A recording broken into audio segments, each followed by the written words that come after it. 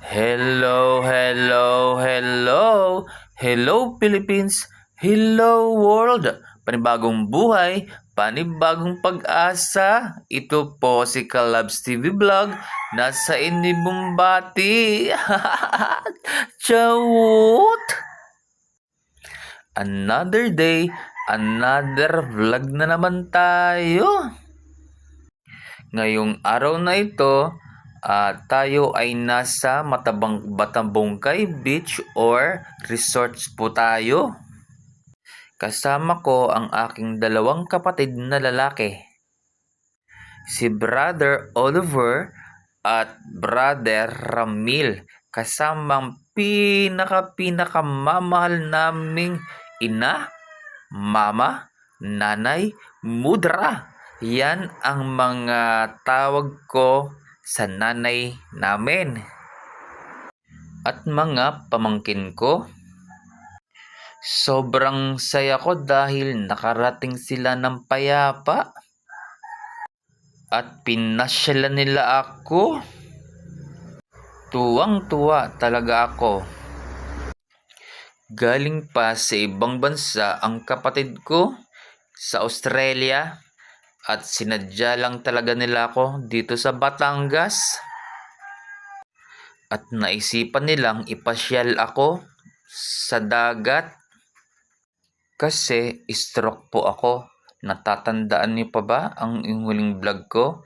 Year 2022, kasabayan ko si Papa.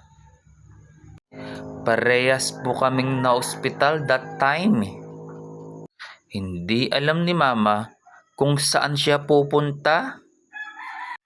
Sa akin ba o kay Papa? Ang hirap ng kalagayan ni Mama noon, yung situation niya. Ang pinili niya si Papa. Si Richard, sige na, puntahan niyo na, wag na ako. Iyon ang bukang bibig ni Papa na iiyak na naman talaga ako. Oo. Pag naaalala ko yung mga bagay na yun. Ay naku naman. Hindi ko matapos-tapos itong vlog na to. Tumutulo ang luha ko sa vlog na ito. Iba talaga ang nanay at tatay. Mas uunahin pa nila ang anak nila kaysa sa buhay nila. Change topic nga tayo. Nagpunta nga kami rito para mag-enjoy, hindi para umiyak. Linggo ng umaga yan, low tide, mababa ang tubig dyan. Mababa ang tubig ng dagat. Linggo ng umaga yan, low tide. Mababaw ang dagat. Yung mga pamangkin ko, sobrang saya. Pasyal dito, pasyal doon. Habang inaantay na muling tumaas ang tubig, mag-high tide.